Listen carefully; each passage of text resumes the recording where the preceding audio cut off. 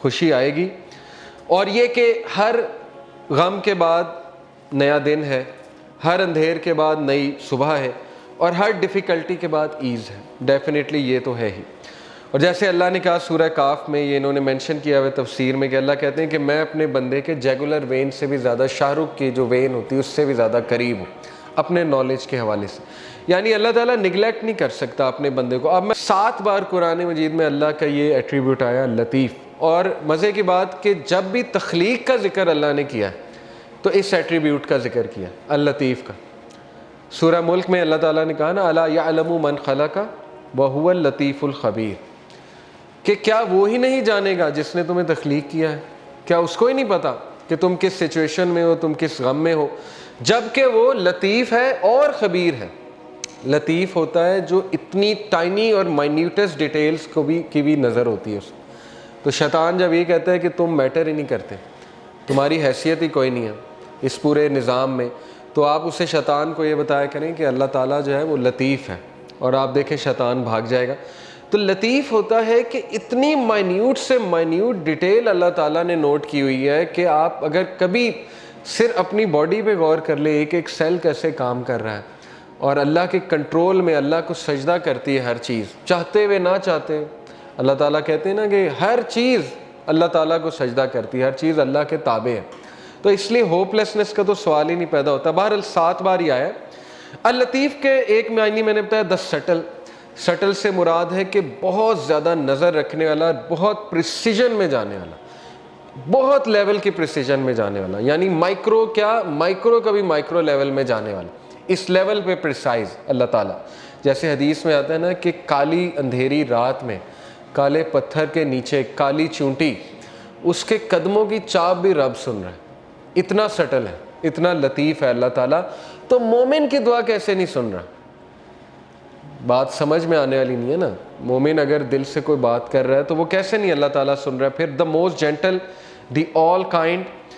ایک معنی اس کا جو ہے وہ علماء نے یہ بیان کیا ہے کہ اللطیف وہ ذات ہے جو ہمارے معاملات کو اس طرح سے لے کر چلتا ہے ان دا موسٹ پریسائز مینر کہ انسان کو پتہ بھی نہیں لگتا کہ میرا معاملہ کس طرح سے اللہ لے کر جا رہا ہے اور کس عمدہ انداز سے وہ معاملہ جو ہے وہ حل ہو رہا ہے.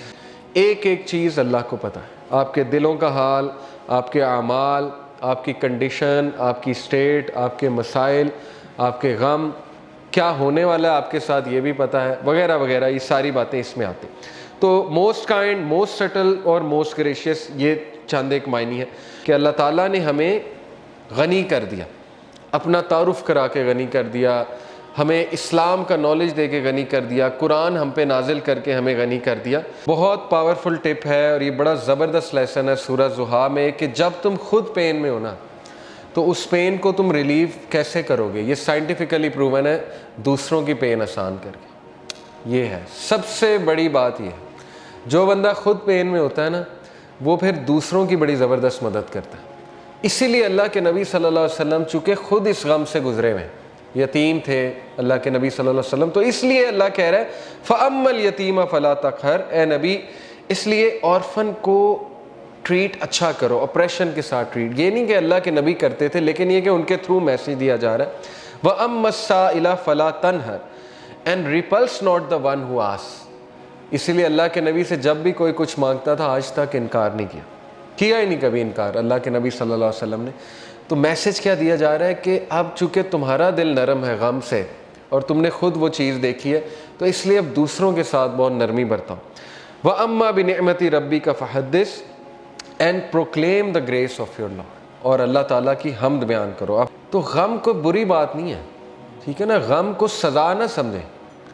بانو قدسیہ کہا کرتی تھی نا کہ غم کا الیکٹرک شاک, ان کا ایک بڑا زبردست اس پہ کالم ہے, غم کا الیکٹرک شاک اس کا ٹائٹل تھا. انہوں نے کہا کہ غم جو ہے یہ تو روحانیت کی سیڑھی ہے, اور غم اس روحانیت کی سیڑھی پہ چڑھ کے انسان کا جو ہے وہ دل نرم ہوتا ہے, پھر وہ دوسروں کا غم فیل کرتا ہے اور پھر وہ دوسروں کے لیے کچھ کرتا ہے.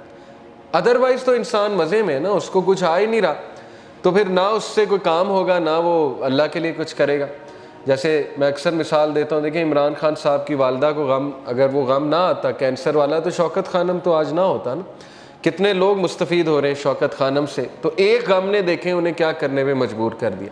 اسی طرح کئی لوگوں کی آپ سٹوریز پڑھیں گے کہ ایک غم نے ان کو پتہ نہیں کتنا بڑا جو ہے وہ عظیم ایک لیڈر بنا دیا یا ایک بہت بڑا فلنتھروپسٹ بنا دیا، کیونکہ وہ اس غم سے گزرے تھے۔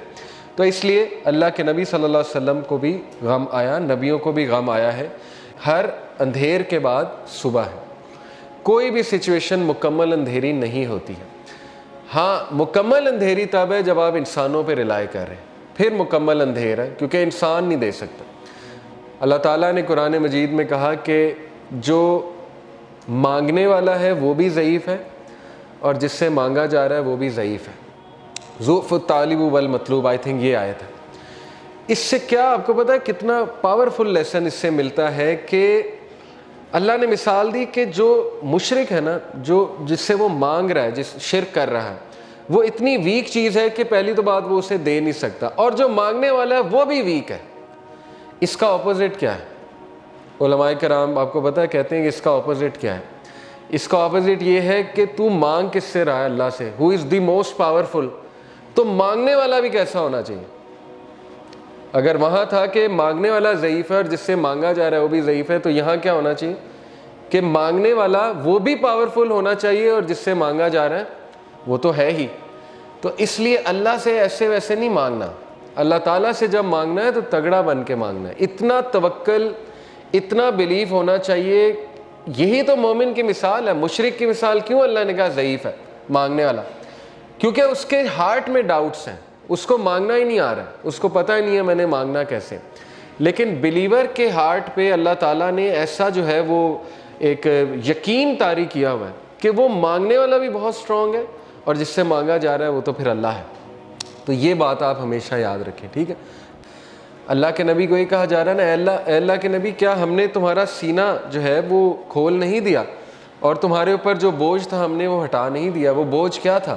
اللہ کے نبی اپنے لوگوں کے بارے میں پریشان ہوتے تھے، سوچتے تھے ان کا کیا بنے گا، لیکن ان کے پاس کوئی میکینزم نہیں تھا، کہاں سے شروع کروں، کیسے ٹھیک کروں، حالات کیسے ٹھیک ہوں گے۔ یہ سوال اتنا امپورٹنٹ سوال ہے نا آپ کی زندگی میں کہ میں کہاں سے شروع کروں۔ ہر ایک کو یہ ہوتا ہے میں کہاں سے شروع کروں۔ تو اللہ تعالیٰ کہہ رہا ہے کہ کیا اللہ نے تمہاری یہ پرابلم حل نہیں کر دی؟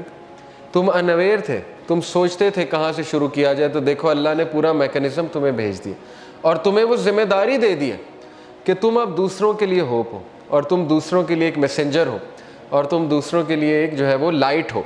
تو اس لیے یہ ہمیں بھی میسج ہے کہ ہوپ لیس نہیں ہونا ہے کسی بھی سٹیٹ میں، کسی بھی کنڈیشن میں۔ اللہ تعالیٰ کچھ نہ کچھ نعم و بدل آپ کو دے گا، امپاسبل، خالی ہاتھ نہیں چھوڑتا اللہ، یہ بات یاد رکھیں، ٹھیک ہے؟ یہ اللہ کے بارے میں آپ 100% شور ہو جائیں۔ یہ اس صورت کے مطابق ذکر دیا، بتایا مجھے کیسے پکارو، اور دیکھیں اللہ کے نبی کے تھرو ہمیں اللہ نے کیا کیا دیا ہے۔ آپ کو کوئی لرن کرنے کی ضرورت نہیں، خود سے دعا، اللہ کے نبی کی دعائیں موجود ہیں، ان دعاؤں پہ کبھی غور کریں، ان کے الفاظ پہ کبھی غور کریں۔ اللہ تعالیٰ نے نبیوں کی دعائیں آپ کو بتا دیں کہ کس طرح سے انہوں نے پکارا، کس طرح سے ندا لگائی۔ اللہ نے اپنے ایٹریبیوٹس بتا دیا آپ کو، یا حی یا قیوم۔ کبھی آپ سے اس پہ ہی سوچ لینا کہ ایک ہندو کے ساتھ اپنے آپ کو کمپیئر کر لیں، ایک ایسے انسان کے ساتھ جس کے پاس اللہ کا صحیح کانسیپٹ نہیں ہے، تو آپ سوچ لیں آپ کتنے لکی ہیں۔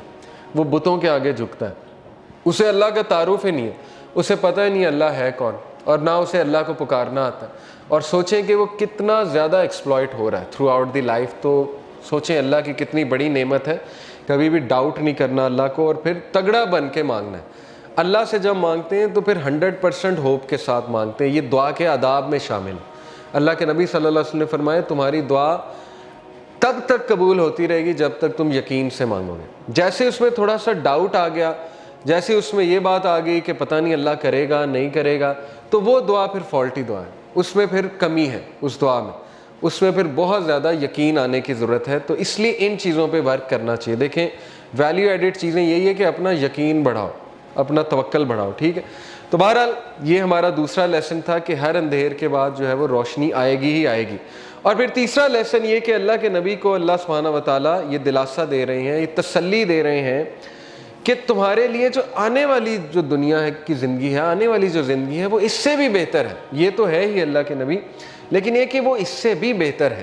اور پھر اگلا لیسن ہم نے پڑھا کہ تیرا رب تجھے ایسا دے گا کہ تو راضی ہو جائے گا، تو یہ یہاں سے یہ ثابت ہوتا ہے کہ اللہ تعالیٰ یہ کہہ رہے ہیں کہ انسان کو اللہ کبھی بھی خالی ہاتھ نہیں چھوڑتا ہے، کہ سب سے جو ہوپ فل ورس ہے قرآن کی وہ ہے قُلْ يَا عِبَادِيَ الَّذِينَ أَسْرَفُوا عَلَىٰ أَنفُسِهِمْ لَا تَقْنَطُوا مِن رَحْمَتِ اللَّهِ، سورہ زمر کی آیت نمبر 53 ہے۔ میرے بندوں سے کہہ دیجئے کہ جنہوں نے اپنی جانوں پہ اسراف کر لیا، ظلم کر کے ایکسٹریمز پار کر دی ہیں، لا تقنطوا من رحمت اللہ، اللہ کی رحمت سے کبھی بھی مایوس نہ ہو، بے شک اللہ تعالیٰ تمام کے تمام گناہ معاف کر دیتا۔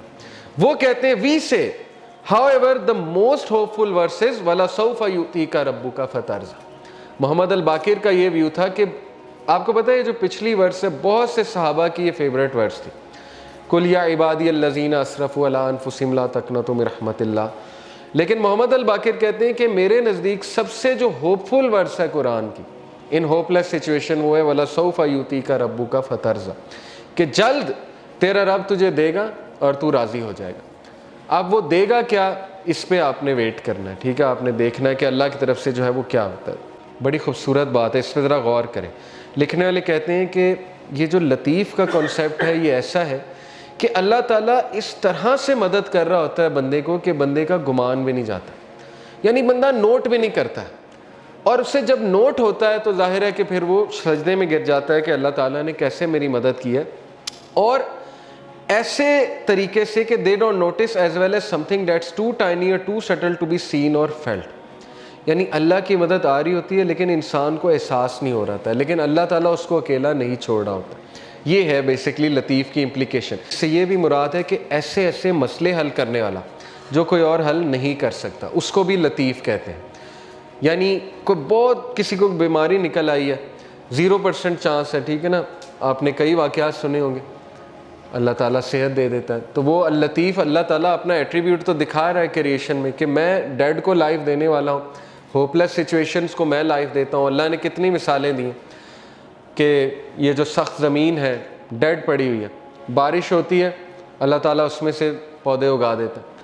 ڈیڈ چیز کو لائف دینا اللہ کے لیے کیا مشکل ہے، تو یہ دکھاتا بھی اللہ، یہ صرف یہ نہیں ہے کہ صرف اللہ نے بات کی ہے، یہ زندگی میں آپ دیکھیں گے کئی مثالیں، کئی لوگ آپ کو مل جائیں گے وہ کہیں گے ہوپ لیس سچویشن تھی لیکن پتہ نہیں اللہ تعالیٰ نے کیا کیا، کیسے چلا رہا ہے اللہ تعالیٰ۔ اللطیف کا ایک امپلیکیشن یہ بھی ہے کہ کبھی اللطیف کو ڈاؤٹ نہ کرنا، جو کچھ وہ دے رہا ہے نا اس کے پیچھے اتنی پریسائز کیلکولیشن ہے کہ آپ اندازہ بھی نہیں لگا سکتے، اس کے پیچھے اتنا پرفیکٹ بیلنس ہے، اس کے پیچھے ایسی کیلکولیشن ہے کہ انسان تو سوچ بھی نہیں سکتا۔ اللطیف وہ ذات بھی ہے جو ہمیں ایک سچویشن سے نکال کے دوسری سچویشن میں لے آتا ہے اور ہمیں احساس تک نہیں ہوتا کہ اس نے ہماری کیسے مدد کر دی۔ تو اس لیے اتنی پریسائز ڈیٹیل میں ظاہر ہے انسان، کیوں اللہ نے کہا کہ بے شک انسان ناشکرا ہے، اسی لیے نا کیونکہ انسان کو نظر ہی نہیں آ رہا کہ اللہ تعالیٰ اس کی کہاں کہاں سے مدد کر رہا ہے اور کیسے کیسے اللہ تعالیٰ اس پہ رحمت کر رہا ہے۔ تو اس لیے یہ بات کنفرم جان لیں کہ شیطان جب بھی آپ کو احساس دلائے کہ یو ڈونٹ میٹر ٹو اللہ، تو یہ ایٹریبیوٹ اللہ کا آپ کے ذہن میں آنا چاہیے، ٹھیک ہے نا۔ اللہ تعالیٰ کو، اللہ تعالیٰ کہتا ہے سورہ نام میں کہ پتہ بھی نہیں گرتا، اللہ کو پتہ ہے۔ تو جس رب کو یہ پتہ ہے کہ پتہ گر رہا ہے، اس کو یہ نہیں پتہ کہ انسان جو ہے وہ دکھ میں ہے، اس کا بندہ جو ہے وہ کسی تکلیف میں ہے۔ بس فرق یہ ہے کہ ہم نا لوگوں سے امید لگا لیتے ہیں تو زیادہ مایوس ہوتے ہیں، یہ بس ڈفرینس ہے، ٹھیک ہے نا۔ تو توکل اس لیول کا ہونا چاہیے جو ابو ذر غفاری کا تھا کہ اللہ کے نبی صلی اللہ علیہ وسلم نے انہیں کہا کہ ابو ذر جب تو مانگے اللہ سے مانگ اور اس کے علاوہ کسی سے نہ مانگ۔ تو آپ کو پتہ ہے اس دن کے بعد ابو ذر کیا کہتے ہیں، کہتے ہیں after this day I never asked anyone for anything۔ ابو ذر کے بارے میں مشہور تھا کہ وہ یہ بھی کسی کو نہیں کہتے تھے مجھے پانی پلا دو، اس لیول کی مدد بھی وہ کسی سے نہیں لیتے تھے۔ خیر یہ بہت ہائی لیول ہے، لیکن یہ کہ کسی کی مدد لینا جائز ہے، کسی سے بات چیت کر لیں، نیک آدمی ہے اس سے مشورہ لے لیں، ٹھیک ہے نا، اس میں کوئی وہ نہیں ہے، لیکن یہ کہ امید اللہ تعالیٰ سے